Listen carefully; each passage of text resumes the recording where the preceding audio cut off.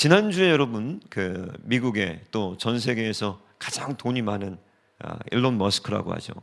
이분이 또 한국을 인터뷰를 하면서 콕 집어가지고 그게 또 화제가 됐습니다.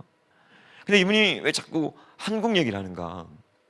이분이 이 인터뷰 중에서 이 우리나라에 대해서 뭐라고 얘기하려고 했냐면 대한민국은 지금 현재 사라지고 있습니다, 이렇게 얘기한 거예요. 그 무슨 얘기인가 제가 봤더니 앞으로 이 지금의 출산율이라면 세계 세대가 지나면 우리나라의 인구는 지금 인구의 3% 정도밖에 안 남는다는 거예요. 자, 이 실감이 잘 안 왔는데 여러분 이제 앞으로 새 제너레이션이 지나가면 인구가 무려 여러분 지금 이제 5천만이라고 잡으면 3%면 여러분 얼마입니까? 굉장히 충격적인 숫자죠. 그러면서 아주 의미심장한 얘기를 했는데 이렇게 얘기했습니다. 한 나라가 바른 경로로 가지 않는다는 신호 중에 그 하나가, 자, 하나의 나라가 지금 바른 경로로 가고 있지 않다는 그 증거 중에 하나가 성인용 기저귀가 신생아용 기저귀보다 많아질 때라고 합니다. 그러니까 우리나라에 지금 이 고령화 반면에 이 저출산을 지금 이제 꼬집고 있는 거죠. 지금 우리나라는 이 성인용 기저귀가 훨씬 더 유아용 기저귀보다 많이 팔리고 있다고 합니다. 저도 지금 저희 아들 때문에 기저귀를 지금 계속 구입하고 있는데 여러분 이건 굉장히 심각한 문제라는 거예요. 그러면서 이 일론 머스크가 뭐라고 마지막에 얘기했냐면 그렇게 되면 이제 북한은 우리 남한을 침공할 필요가 없이 그냥 걸어 내려오면 된다, 이렇게 얘기했어요. 조롱 섞인 아주 멘트였죠. 전쟁을 할 필요도 없고 그냥 이제 내려오면 남침은 분명히 승리할 거다. 그만큼 인구가 줄어든다는 얘기죠.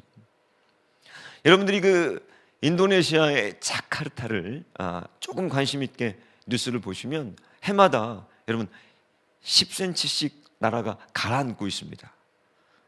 무분별하게 지하수를 파내고 또 기후변화를 맞이하면서 지금 이 10cm면 어마어마한 거예요, 여러분. 한 해 국토의 절반이 지금 물에 잠겼습니다.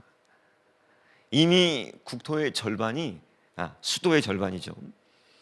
GDP 50%를 여기가 만들어내고 있는데 절반가량이 지금 이미 바다에 잠겼다는 거예요. 제가 아주 오래전에, 꽤 오래됐습니다, 어느 날 아주 우연히 TV 하나를 보게 됐는데 그 TV에서 마침 연애 프로였습니다. 한 개그우먼이 결혼하는 그 결혼식장이었어요. 근데 이 개그우먼이 이제 결혼을 하는데 탤런트랑 얼마나 이 결혼식에서 흥이 겹고 즐거웠는지 이 여자분이 막 춤을 추는 거예요. 굉장히 좀 흔치 않죠. 물론 이제 기쁘지만 뭐 이 웨딩드레스를 입고 손에 이 부케를 들고 뭐 덩실덩실 뭐 그 결혼의 기쁨을 또 마음껏 방송과 또 TV 앞에서 많은 국민들 앞에서 심지어는 춤을 추는 거예요. 그리고 1년이 못 돼서 그 남편이 자살했습니다. 그리고 꽤 오랜 시간 그분이 방송에 나오지 못하고 또 최근 들어서 이렇게 방송에 나와서 아직까지도 그때 아픔들을 이렇게 얘기하는 걸 보면서 여러분 어떤 생각이 제가 들었냐면 이게 꼭 우리 인생이구나. 불과 1년 뒤에 내 인생에 어떤 일들이 일어날지를 모르고 오늘 그 흥에 겨워서 춤을 추는 그 모습들이 지금 오늘 우리들의 모습들이 아닌가. 오늘 저는 이 신약 성경 전체에서 예수님이 하셨던 말씀을 제외하고 아마 이 우리 기독교 2000년 역사에 가장 강력한 복음을 전했던 한 설교자의 그 설교 본문을 일부분을 여러분들에게 가지고 나왔습니다. 세례 요한의 메시지죠. 복음이 무엇인지, 구원이 무엇인지, 우리가 2026년을 시작하면서 제가 여러 번 이 본문을 설교했고, 오늘도 또 지난주에도 또 외부 집회에서 이 본문을 증거하면서 과연 이 하나님께서 오늘 우리에게 주시는 중요한 메시지가 무엇인가? 근데 오늘 이 메시지의 가장 핵심 메시지는 이미 하나님의 심판이 시작되었다는 거예요. 하나님이 때가 돼서 우리를 심판하시는 게 아니라 이미 하나님은 창세기부터 심판하고 계시고, 그것을 세례 요한은 도끼가 나무 뿌리에 이미 놓여 있다, 이렇게 청중들을 여러분 자극합니다. 2002년에 스티브 유, 여러분 그 유승준 씨 들어봤죠? 이분이 그 군 면제를 위해서 미국 시민권을 취득했습니다. 그러는 경우들이 뭐 종종 있는데, 이분이 왜 문제가 됐냐면 큰 어떤 인기를 누리고 있었고, 그리고 공공연하게 본인이 군대에 입대할 것을 이렇게 얘기하는 거예요. 자, 그러다가 이 미운털이 박혀가지고 지금까지 이제 한국에 들어오지를, 우리나라를 들어오지를 못하고 있는데, 이분이 몇 년 전인지 그 한 유튜브 방송에 나와가지고 사과도 하고 뭐 속죄도 하고, 그러다 어느 날은 이제 좀 기분이 나빴는지 막 분을 내면서 방송에서 막 말을 쏘아붙였는데, 그때 이분이 했던 말이 있어요. 그게 뭐냐면, 너희들이 말한 대로, 약속한 대로 다 사냐, 이런 거예요. 여러분 한번 잘 들어보세요. 야, 니네들이 약속하고 다 그렇게 사니? 제가 우리 딸이 어느 날 밖에서 라면을 먹는다는 거예요. 야, 지금 좀 늦었으니까 빨리 집으로 오면 집에서 사발면 말고 그냥 라면을 끓여 먹어라. 그런데 이 딸이, 그러면 아빠 집에 가서 그 라면 먹을 거야? 그래, 허락해 줄 거야. 그래, 집에서 그냥 차라리 끓여 먹어. 그래서 걔가 이 편의점에서 먹으려던 사발면인가 뭔가를 하여튼 안 먹고 집에 아빠 말을 듣고 왔는데 놀다 왔어요. 그러니까 너무 늦게 온 거예요. 그래서 제가 오늘은 너무 늦었으니까 라면을 먹지 말아라, 내일 먹어라. 난리 났습니다. 난리 났어요. 떼굴떼굴 구르고. 얘가 열받은 게 뭐냐면 아빠가 거짓말했다는 거야. 아빠가 나를 유인해서 여기까지 오게 만들었는데 왜 못 먹게 하냐는 거야. 왜 못 먹어? 아버지가 목사인데 거짓말을 했다는 거야. 아니, 그게 아니라 지금 너무 늦었다. 먹어. 근데 내일 먹어라. 지금 이제 늦은 시간이라 이게 안 좋다. 아니라는 거예요. 얘가 막 돈 먹으라며 목사 아버지가 지금 거짓말을 했다는 거야. 약속을 안 지켰다는 거야. 약속을. 야, 제가 얼마나 시달렸는지 그날 밤에. 얘는 열받은 게 뭐냐, 약속했다는 거야. 아빠 약속 믿고 왔다는 거야. 아빠 약속만 믿고. 이럴 수가 있냐는 거야. 아버지가. 야, 할 말이 없더라고요. 할 말이 없어. 근데 여러분들이 말씀, 또 여러분들이 약속한 대로 다 사시죠? 저도 못 살아요. 이분을 지금 저는 뭐 두둔하거나 비난하려고 하는 생각이 없고, 이 말이 제게 굉장히 오래 지금까지도 떠나지 않고 있습니다. 너는 제게 묻는 거예요. 네가 약속한 대로, 말한 대로 다 사냐? 제가 꽤 오래전에 유기성 목사님 설교를 어느 날 들었는데요. 지난주에도 이제 저희 집회 오셨죠. 꽤 오래전입니다. 기억이 안 나는데 그 유기성 목사님이 어떤 설교를 하셨는데, 그 설교에서 무슨 얘기를 하셨냐면 제가 잊혀지지가 않는 거예요. 목사님이 어느 날 이 몸이 편찮으셔서 이렇게 병원 신세를 지시게 됐답니다. 정확하게 제가 기억은 안 나는데 이런 내용이었어요. 병원에서 뜻하지 않게 이렇게 몸이 아파가지고 이 병원 생활을 하게 되면서 이제 깊이 묵상하고 기도하고 하나님 앞에 나아가는 시간을 본인이 갖게 되다가 어느 날 하나님께서 본인에게 그런 감동을 주셨대요. 그 마음속으로. 그게 어떤 감동이었냐면, 제가 정확하게 이 인용은 못하겠습니다만 이런 내용이에요.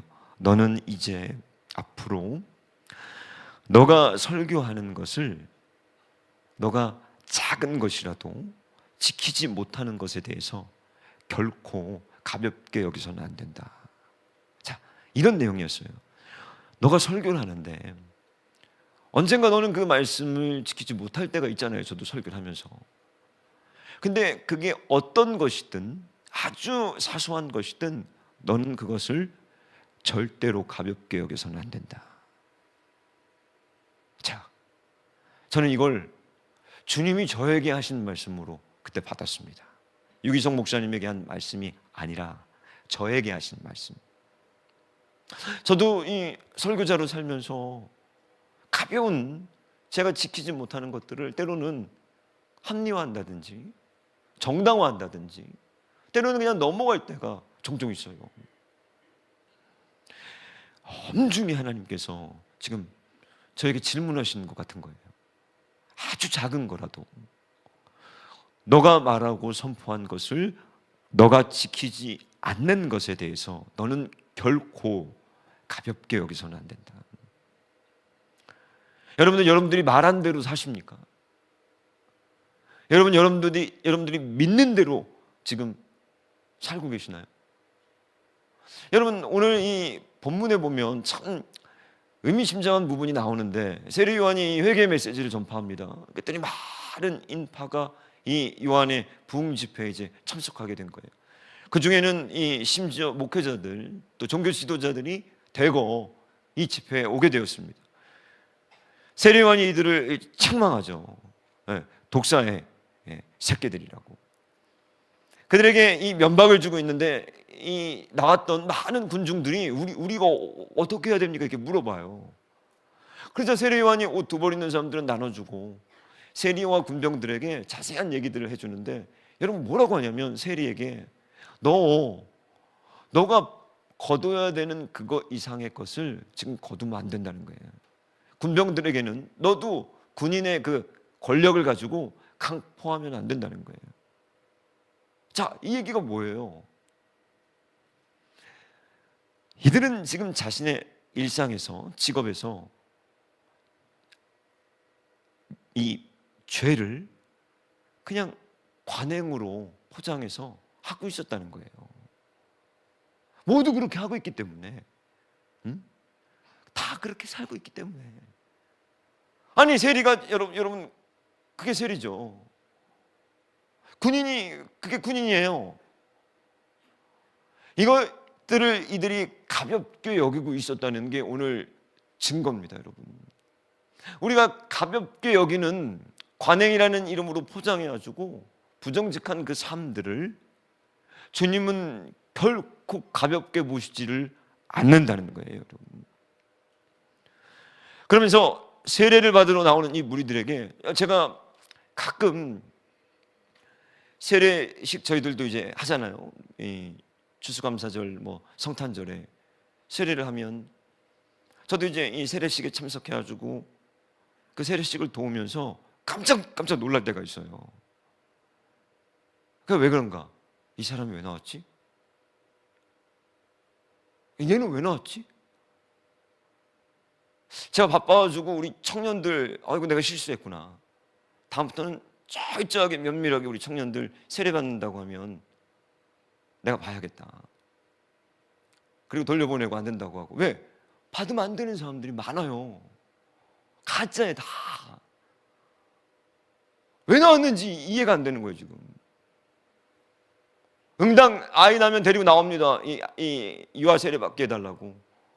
아무 생각도 없어요. 그냥 교회 다니니까 교회 한 1년쯤 2년쯤 막 전도해서 오면은 그냥 이제 세례 받아야 될 때가 된다. 주변 눈치도 있고 대부분은 엉터리 믿음이 전혀 검증되지 않은 믿음입니다, 여러분. 회심한 적도 없고 회개에 합당한 열매를 맺은 적도 없고 예수 그리스도의 십자가를 지고 주님을 따른 적도 없고 그러고 싶은 마음도 없고 엉터리들이에요, 엉터리들. 오늘 이 세례를 받으러 나오겠다고 하는 무리들에게 세례 요한이 너희들은 지금 마귀 자식들이라는 거예요. 전 처음 이게 굉장히 마음에 걸렸습니다. 야, 어떻게 목사가 세례를 받으러 나오는 사람들한테 마귀 자식이라고 얘기를 할까? 그 사람 시험 들 거 아니에요, 여러분. 근데 이거는 이 사람을 면박 주는 게 아닙니다, 여러분. 정확한 그분의 실체를 지금 드러내 주는 거예요. 당신은 하나님의 사람이 아니라는 거예요. 이게 우리의 역할입니다, 여러분. 당신은 구원받은 적이 없습니다. 왜?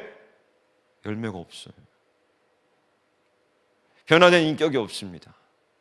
구원받은 사람에게 반드시 나타나야 되는 삶의 가치관과 방향, 여기에 대한 변화가 드러나지도 않고 있어요. 가정, 직장, 인격, 성품, 거듭남의 모든 영역에서 열매가 없습니다. 근데 어떻게 그 사람을 하나님의 사람이라고 하죠? 세례 요한은 여기에 대한 타협을 하지 않았던 것 같아요. 독사의 자식들. 왜? 아무 열매가 없어요. 여러분 무슨 열매를 지금 맺고 계십니까? 예수님은 마태복음 5장, 6장, 7장에서 아름다운 열매라고 해요. 아름다운 열매, 좋은 열매. 좋아야 돼요. 하나님이 세상을 창조하시고 토부 좋았다라고 해요. 계속 좋았다. 제가 어제도 우리 청년 집회 가가지고 실력, 믿음 이 얘기를 하면서 너무너무 가슴이 아픈 게 뭐냐면 우리 청년들 직업을 못 구하고 뭐 요새 어렵다 말들이 많은데 이거 전혀 거짓말이라는 거예요. 내가 봤을 때. 왜? 눈을 씻고 찾아봐도 어딜 가도 친절한 사람이 없어요. 충격적입니다. 여러분 우리가 지금 시대가 어느 시대죠? 지식 시대, 지식화 시대, AI 시대, 서비스화. 이 3차 혁명이 지나가고 어떤 시대입니까? 전부 서비스업이에요. 가보면은. 이 말은 뭐예요? 남을 서브하고 친절하고 겸손하고 해야 되는데 여러분 어디 식당 같은 데 한번 가보세요. 어디 뭐 병원을 가보십시오. 뭐 누구를 만나든 친절한 사람이 누가 있습니까? 엉터리들이에요. 엉터리들. 교회하고 밖하고 너무너무 딴판이라서 말할 수도 없는 사람들이 대부분이에요. 여러분. 누구에게 속했냐는 거예요. 아무 열매가 없어요. 얼마 전에 우리 아들 옆에 침대에 한 60대 남성분이 이제 들어오신 거예요. 그래서 저랑 이렇게 주고받고 대화를 나누다가 이분이 심심하셨나 본지 이제 저를 데리고 거기서 얘기를 하시는데 뭐 자신에 대한 얘기를 하시는 거예요. 우연히 건강검진을 이제 받으러 갔답니다. 나이가 60이 넘어가지고 처음 건강은 자신이 있었다는 거예요. 자기가. 이분 진짜 건강해 보이셔요. 정말 암 환자라고는 깜짝 놀랐습니다. 간호사가 이 주사를 놓으러 오는데 그 간호사가 병자 같아 보이고 그분이 의사 같아 보여요. 그렇게 건강해 보여요. 코를 얼마나 골고 주무시는지. 근데 또 깨어나셨다가 또 30초 만에 다시 잠드시고 막 놀라운 기술들을 갖고 계세요. 막 얘기하다가 30초 만에 다시 코 고시고 막 야 이건 엄청난 내공이에요. 내공. 근데 저한테 이 건강검진을 받아봐요. 이제 받아야 됩니다.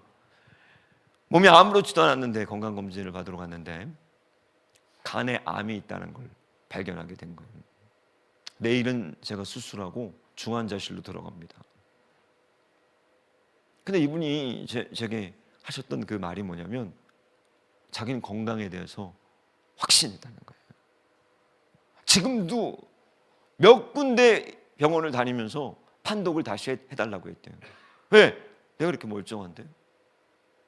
그러면서 그분이 간암에 대한 얘기를 하시는데 췌장암과 마찬가지로 어떤 증상이 나타났을 때는 수술할 수 없는 시기입니다. 이제 2기까지는 아무 반응이 없습니다. 3기, 4기로 가야 이제 황달이 오고 뭐가 오고 몸이 안 좋은데 그러면 열어도 덮어야지 수술할 수가 없다는 거예요.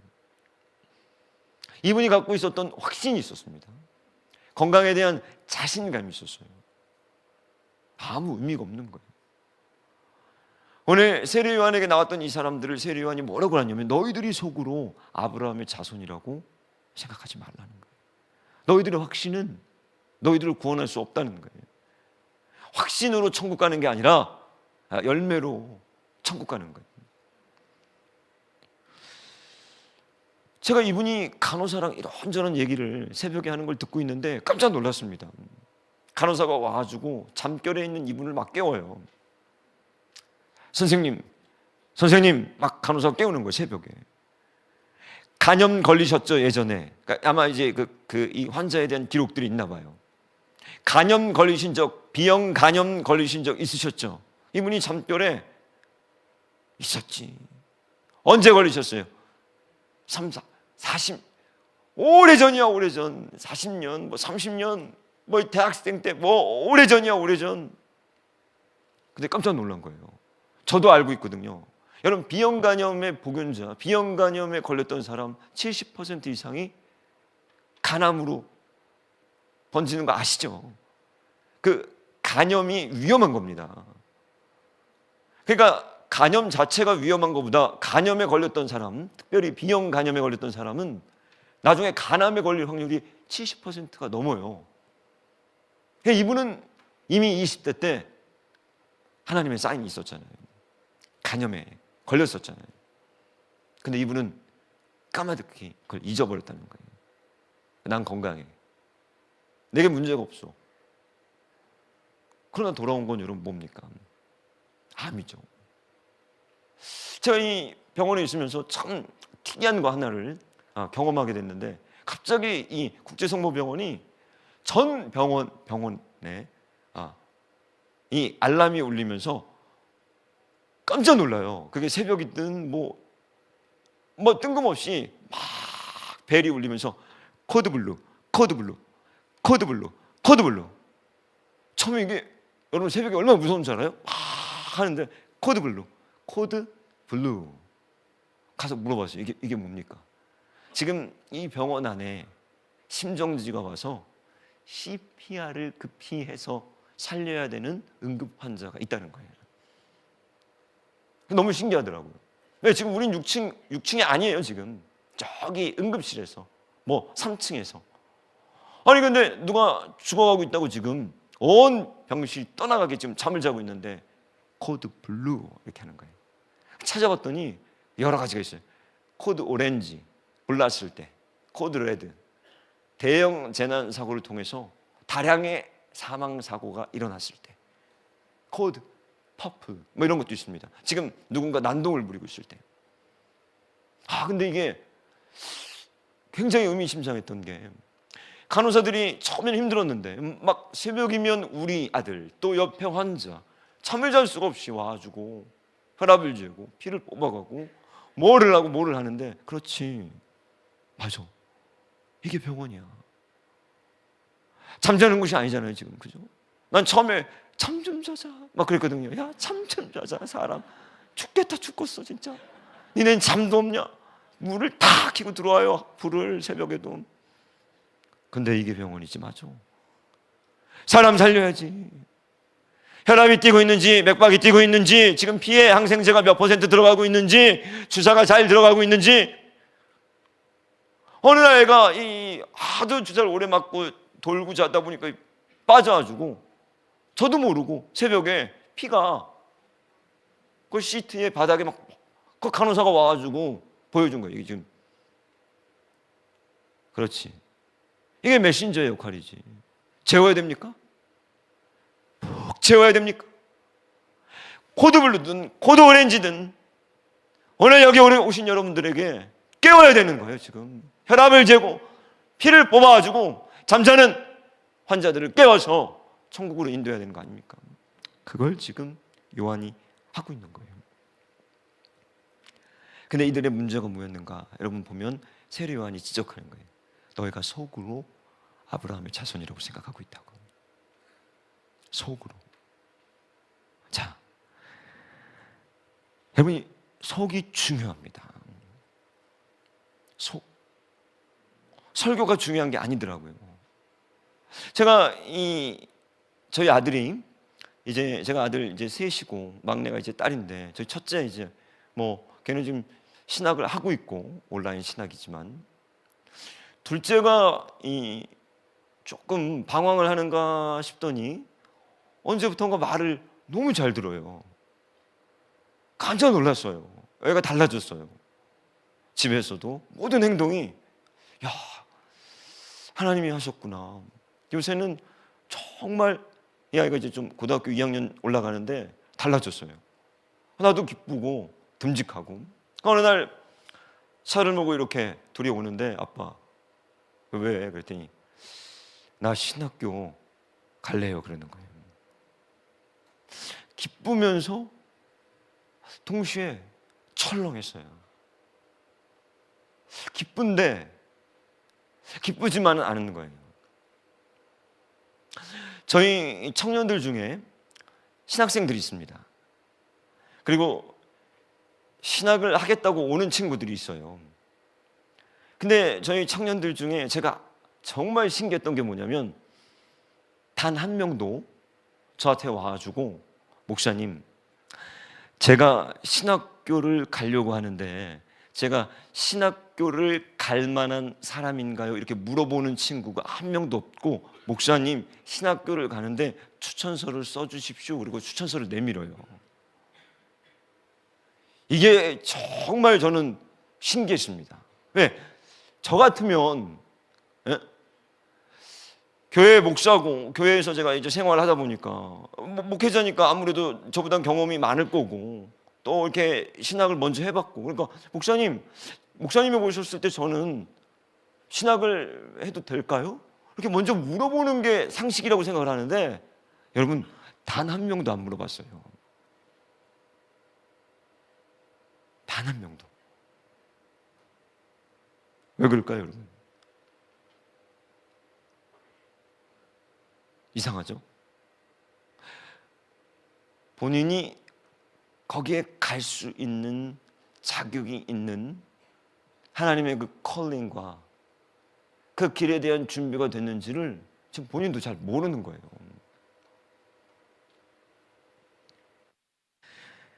스펄전 목사님이 목사론이라는 책을 쓴 게 있습니다. 거기서 무슨 얘기를 했냐면, 목회자에 대한 얘기를 했는데, 목회자는 가장 먼저 자신이 구원받은 사람인지를 검토해야 한다, 이렇게 얘기해요. 목회자는 회심을 했는지, 내가 회개에 합당한 열매를 맺고 있는지를 검토해야 되고, 만약 회심하지 못한 목사가 있다면 그것은 성도들에게 재앙일 뿐만 아니라 마귀의 종이다, 이렇게 얘기한 거예요. 자, 우리는 목사면은 모두 목사는 회심한 거죠? 회심한 거죠? 아니에요, 여러분. 성경은 뭐라고 했습니까? 민간의 거짓 교사가 많이 나왔고, 너희들을 가르쳐주는 자들의 종말을 자세히 유의해 보거라, 이렇게 얘기해요. 그들의 시험하여. 여러분 요한계시록을 보면요, 뭘 하나님께 교회에서 칭찬을 하냐면, 저희가 자칭 사도라 하되 아닌 자들을 시험해서 교회에서 내쫓은 것을 저희들을 칭찬해 줍니다. 성경은 순수하게 목사니까 믿으라고 하는, 그건 어리석은 얘기인 거예요. 끝까지 봐야 된다는, 끝까지 종말까지를 너희들이 봐야 된다. 말을 듣고 마지막 결론까지를 보고 판단하라는 거예요. 그만큼 무섭게 얘기합니다, 여러분. 누가 구원받았습니까? 누가 회심했습니까? 누가 그 열매로 알 수 있는데, 열매는 오래 걸려요. 오래 봐야 돼요.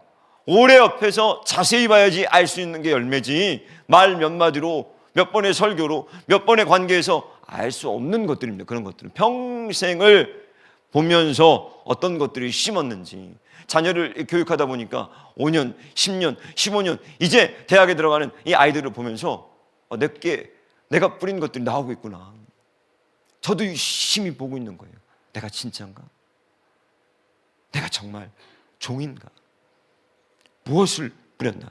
그리고 기도합니다. 만약 제가 아니면 다 드러나게 해주십시오, 하나님.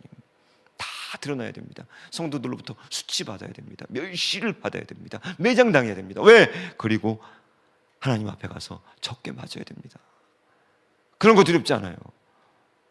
마음껏 비난받아도 됩니다. 두려운 게 하나님 앞에 가서 받게 될 하나님의 심판인 거예요. 얼마나 두려워요. 너무 많은 설교자가 강단만 내려왔다 하면 하나님 섬기기를 잊고 말과 행동이 너무 다른 삶을 산다. 뭐 예전이나 지금이나 똑같은 것 같아요. 그러면서 스펄전 목사님이 이렇게 얘기합니다. 우리의 성품이 우리의 말보다 더 설득력이 있어야 한다. 제가 이 엊그제 저희 공동체 교회들 이제 가가지고 설교를 하는데 저기 아산 이 아인교회에 가서 설교를 하게 됐습니다. 그래가지고 조금 이제 일찍 내려가서 차 막힐 것 같아가지고 차를 놓고 일찍 가가지고 휴게소 근처에서 좀 설교 준비를 하고 있었어요. 근데 이 휴게소에서 잠깐 식사를 하고 이제 교회로 가는 도중에 제가 머플러를 하고 왔었는데 머플러를 잃어버린 거예요. 근데 그 머플러는 저희 어머님이 저에게 선물해 주신 아주 비싼 거였습니다. 제가 좋아하는 거였어요. 근데 한편으로는 또 부담도 돼요. 이렇게 차고 다니면 저 박찬희 목사님 지난주에는 뭐 15,000원짜리 저거 한다고 뭐 다이소에서 벨트 샀다고 그러더니 저 새끼 뭐 머플러는 뭐 명품이고 이런 또 뭐 그런 오해도 하시고 그 좋은 것들이 있는데 그 누가 주신 것들이 대부분이. 그러니까 저도 참 그런데 하나님이 그래서 이걸 잊어버리게 하셨나. 이게 굉장히 씁쓸하면서 한편으로는 그래 또 없는 게 날 수도 있지 잃어버렸어요. 그리고 제가 이 추운 날이라 여기 위에 패딩을 하나 입었습니다. 그 패딩도 노스페이스라고 좋은 패딩이었어요. 근데 그것도 여러분 오해하지 마세요. 선물 받은 겁니다. 선물. 목사라고 참 사주시는 분들이 많은데 우리 청년이 목사님 입으라고 참 좋은 패딩을 사줬어요. 아니 그 제가 아끼는 패딩인데 그걸 딱 입고 아인교회 가가지고 이제 설교 직전에 화장실 한번 들어갔다 나오는데 거기 못에 걸려가지고 이 패딩이 쫙 찢어져서 털이 팍 나오는 거예요. 아니 설교하러 들어가야 되는데 제 마음은 이미 상해서 찢어져서 막 티끌을 뿌리고 막 죄를 대고 막 회개할 그런 마음인 거예요. 왜? 저 머플러 잊어먹었죠? 이거 다 찢어졌죠? 패딩 찢어졌죠 지금? 막 아산 아인교회 막 항의하고 싶더라고. 이거 못을 왜 여기다 이렇게 박아놔가지고 이제 꼭 참고 앉아가지고 이제 설교 준비를 하려고 이렇게 곰곰이 앉아서 이건 우연이 아니야. 저 혼자 이제 막 우연일지도 모르죠. 막 저 혼자 막 이런저런 생각들을 하다가 지난주에 했던 설교가 생각이 나는 거예요. 제가 뭐 다이소에서 몇천 원짜리 뭐 여러분도 기억하실지 안 하실지 모르겠지만 제가 뭐 이 양복도 셔츠도 뭐 싼 거 사서 입는다 막 그런 얘기 했죠. 근데 성도들이 보면 또 무슨 생각을 할까? 좋은 옷을 입고 있었는데 뭐 이런 복잡한 생각들을 막 하면서 제가 무슨 질문을 하기 시작했냐면 너의 마음 깊은 곳에 뭘 원해? 이걸 물어본 거예요. 뭐가 있어 그 속에?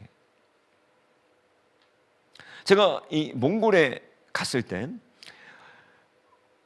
몽골에 가게 된 그 여러 가지 이제 그 준비하고 그 계기가 있었는데 마지막에 몽골에 갈 때 굉장히 홀가분해졌어요. 많은 짐들을 버렸습니다. 신혼 막 시작했을 때 막 샀던 가구들 때문에 몽골 가는 게 어려워지더라고요.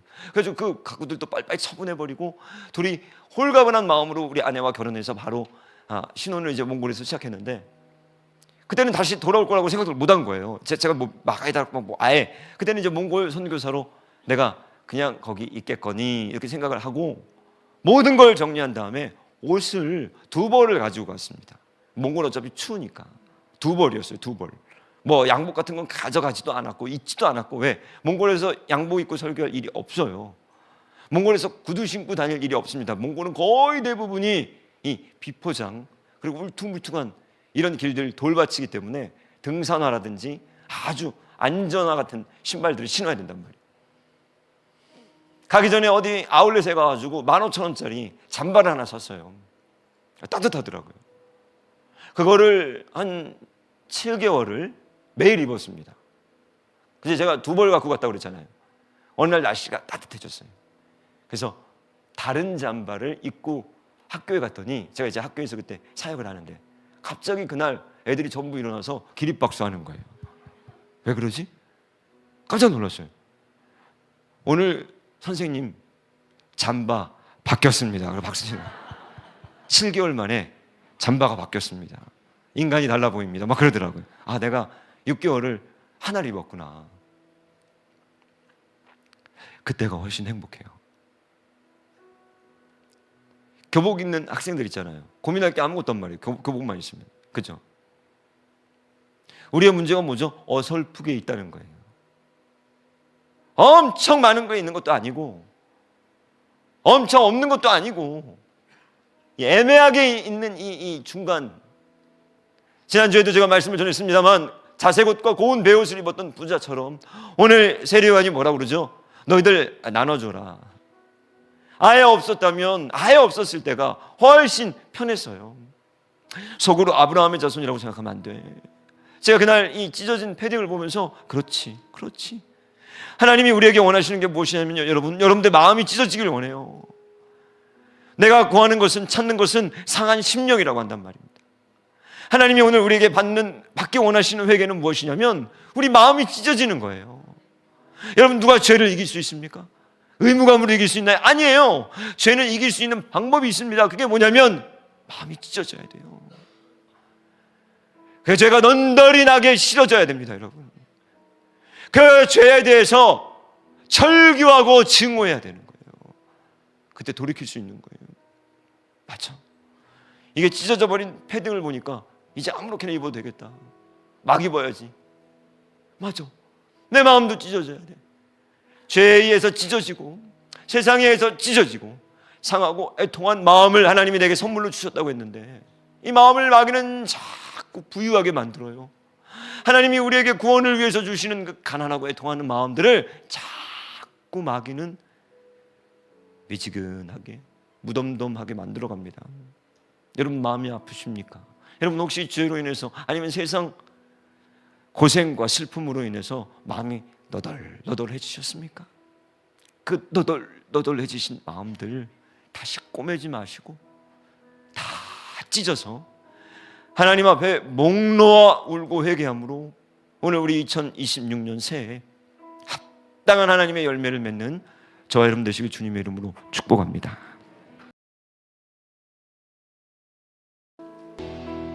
하나님, 우리는 우리들을 잘 모릅니다.